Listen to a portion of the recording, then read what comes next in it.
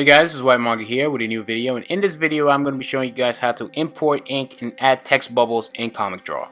This is really simple. You're going to see me import an image, from my archive within my iPad, and then I'm going to ink it like, regular comics where I sketch and then I ink, which is what I would do traditionally, but here I'll be doing it in ComicDraw. ComicDraw is the ultimate comic creation app, and it's created by Plasq, award-winning developers, and I've been having a blast with it so far. This will be the third video in this installment where I'm doing tutorials on ComicDraw, and importing is what I'm going to focus on here. I also have to admit, to find the importing in the first place was a little difficult because it was not too clear, but eventually after playing around with the app, I found it, which is one of the reasons why I think a focus on importing in this app was a necessary video that I think people who eventually get the app would appreciate. But there will be other things like watching me ink and how I go about inking and adding tone and text bubbles, which I think ComicDraw does exquisitely. Let's get into it! So here you just want to click on the little box on the side, on the left side, which is kind of like the lasso tool. And then you select the canvas. And once you do that, you hit on select all. Then you just want to hold on the box and it will show you, paste image from photos, camera, or whatever option you have. And then you can pick the photo you want, and once you're done doing that, voila, it's in. Now once it's in, it'll kind of still be selected, so you can arrange it however you want to arrange it, whether you want to arrange it into a panel or do whatever you want with it.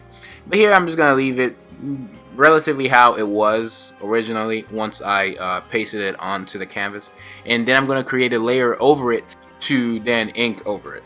And again, if you've been watching the videos, you kind of know most of the tools and how everything works in ComicDraw. I leave links to the previous ComicDraw installments where I talk about navigating through the app and, other tools, and you can play with that. That's pretty much it, guys. That is, simply done, and this goes a long way, especially if you don't want to sketch in the app, but you want to ink within the app. You can just sketch on paper, take a picture of it, scan it in, however you want, but once you can get that JPEG or PNG onto your device, you can then import it into ComicDraw and do as you will. So now you're just going to see me ink this, and then I'm going to put a text bubble, and you guys can see how cool the text bubble thing works as well. And ComicDraw also has like a great variety of fonts, but I'll go into all those stuff into more detail in the future videos. The next video I'm going to be talking on with this app would be the perspective guide that it does have. It kind of makes things easier for you if you want to do some kind of drawing that has to do with perspective. This is something that will be very common when you want to create backgrounds for your art, so stay tuned for that video. But before we get into it, I'd like to alert you guys on Summer of Manga, which is what Saturday AM is doing right now, where you can join Saturday AM with your own original content and become a comic artist on our roster. All the links to ComicDraw, where you can get ComicDraw, Summer of Manga, all the other details you can find in the description below. So here you can see me with the inking. It's pretty straightforward. Nothing too different from what I've done in the past. As you know, this is like an installment to the series, and I'll leave a link to the playlist where you can watch all the other episodes, if you will, of me giving tutorials on the ComicDraw app. So here I'm just inking a sketch here, and that's usually what, at least primarily what I imagine someone like me would use the importing tool for. So I would use it to import some sketches to ink within the app and go from there. Now with that, you can also, I want to change to a straight line, and as you can see, you see what I did on the toolbar on the left. It's a real quick fix where you change some of the one of the bars on the lower half to a straight line. I think if you hold it, and then it'll show you more options, and you choose a straight line. You can also play with how thick you want the line to be, and usually when I'm drawing panel lines, I want the panel lines to be really thick. That way they stand out and really let the reader, viewer, whoever is reading the comic know that that's a panel line. I usually like to have it thicker than all the lines within that panel, but there are special cases. But generally, I like to keep the lines uniform, and you can see a uniform line here, and this is a panel. So what I'm going to do is I'm going to change to the eraser, And the eraser kind of has the same thing as well. So you can revisit the videos before so you understand how the toolbar works. But you click the tool, use the tool on the upper half, and then you can play around with the settings of that tool, at least the primary settings for that tool, in the lower half of the toolbar on the left. And so I clicked on the eraser and I changed it from straight, so you can erase in a straight line. So I changed that and I put something else. Even on the pen, I changed what the pen was. I was using a regular ink brush, and you can change it to like a toning option kind of thing. It's more like a fixed tone. The options, you don't have that many options in what you can do here, but you can play around with the settings to get what you want, or you can have like a grayscale kind of tone where, what I did was just use a black and then I reduced the opacity. And when it comes to like using that or applying color or whatever it be, actual like red, blue, or you applying black or ink, it's the same method, it's the same approach to applying things. So again, I'll leave links to where you guys can watch the previous videos where you see me color a whole illustration with Comic Draw, and that tutorial is more focused on applying color or some kind of any kind of color really, and playing around with like the color modes. So here you click on the balloon, text balloon at the upper, like is at the top of the page, at the top of your screen, and then to the far right of it you see the balloon there, and then you have it'll change the toolbar, and then you have options to what you want to use. Now you use whatever option is available depending on you. It depends on your style of the comic and things like that. But then when you drag the text bubble to the direction you want the kind of like the point on the text bubble to show, like here I have it pointing towards Osamu's face, and that depends on how you drag and create the bubble in the first place. But then once you double click on the text bubble, you get the option to have text. You're not going to see it on the screen, but it'll kind of pull up like a text bar for you to type in what you want to type in. So here we have like a Sano drawing already colored in, and maybe in the future I'll upload a video of me kind of coming up with this drawing from scratch. But for now, just focusing on that text bubble. You see I just created the bubble itself. Some people say text balloons, but you know, it is what it is. You kind of have the option to move it around. You have the option to move the arrow, like the pointer, wherever you want to point it. You can also change. You can still play around with the scale of things, depending on the text bubble you chose on the toolbar to the left. You can have it be curved. You can click on that same. You can click on any other bubble shape and just drag above the already existing one, and they would kind of like become one. And if you double click again, you can't see it on the screen, but I'm typing whatever I want the character to say.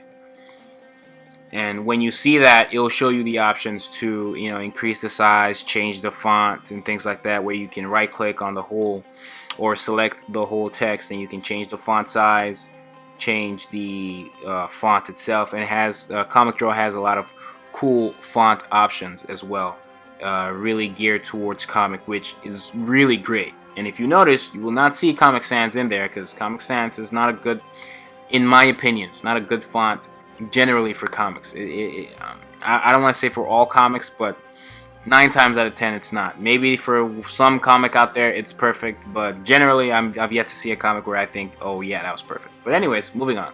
You kind of have options. You can change the font to whatever you want.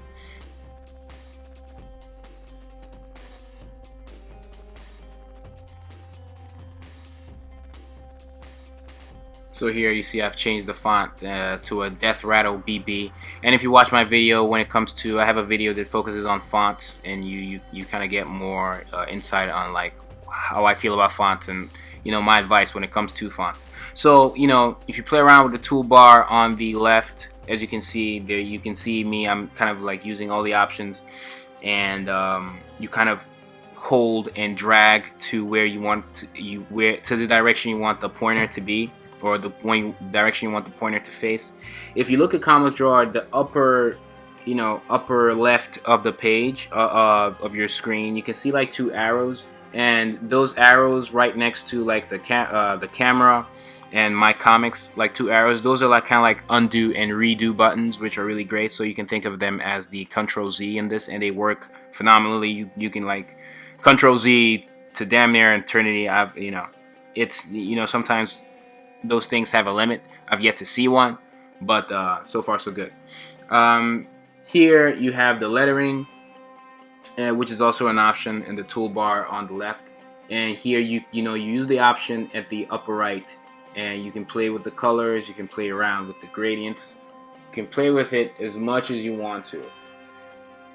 Here I'm trying to change the color. You can also play with the stroke of the lettering, and you can still change the font there as well. So the lettering is not like a fixed thing. So that's what I'm doing here. Having Apple Black, you can change the size. Click on that, you change the color, maybe play around with the color. See, you can play around with the border color, width, and all that cool stuff. You can also play around with what kind of outline you want it to be. If you want it to be like really rough or like dotted lines, you have that option. And all this is the border. If you kind of like click on that border, it kind of removes the border, removes the stroke. But again, you can increase the size of it and do as you will, really. Same applies to the text bubbles, by the way, or text balloons. You can kind of increase the stroke of the border, the outline of the bubble itself, and change the color of it too. And remember, when you click on lettering, what it does is then it shows you kind of options with the style, the lettering, and the arrange. But if you click on options below, and then you see the fill, border, and the effects. On effects, you can play with the shadow. You can play around with the opacity of the shadow. You can switch the shadows off.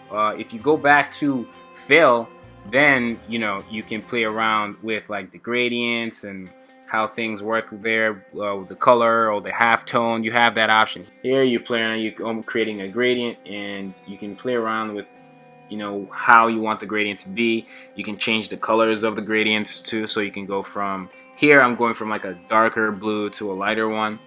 But again, you can see the whole color wheel thing, and you can have fun with that. So now I'm changing it from like a red from below to light blue, and you can just keep experimenting until you get what you want. Once you find your color, you can also play with it, going from a linear gradient to something radial. And then once you're done, you can actually save this as a preset so that you wouldn't have to do all these settings all over again later. Once you just go to lettering and you drag it, it will already be there. You can also play around with you can have like halftones in there. So there's a lot of room for editing, there's a lot of room for creativity, and you kind of have a lot of freedom when it comes to all this stuff, which is really easy to do. Yeah, it's cool that like these parts of things are really easy to maneuver through and navigate and understand what's going on. That's it for this video, guys. Once you play around with it a little bit, you'll be fine. So here, all that was under style. So that was style, options, and all of that stuff, and then we saved it as a preset, and you can see what we created over there. But now if you move from style to lettering, here you can play around with the spread, stagger, how it's skewed. First, here I'm changing the font, so you can also change the font. You're not like stuck to one font. You can make it 3D, you can play around with how it's arranged. You can play around with the angle of, you can maybe tilt it, spin it around. Moving it around, that was obvious. That's just you clicking and dragging. And that's pretty much it. And that's it for this video, guys. Hope you guys enjoyed it. This is WhytManga.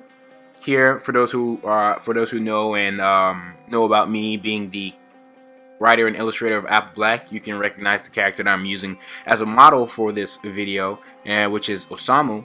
And this is actually a shot from Apple Black Volume 2. Again, details with that coming soon. For those who don't know me, I'm the creator of Apple Black, published and serialized within Saturday AM. Links to everything you could possibly need will be in the description. But for now, please check out Comic Draw. It's really helpful. And again, all the links you could possibly need will be in the description. Don't forget to like this video. Please subscribe. And don't forget to hit that bell so you stay notified each time I upload a video. If you guys have any requests, comments, questions, anything of that sort, you can leave in the comment section below. So WhytManga, and I'm out.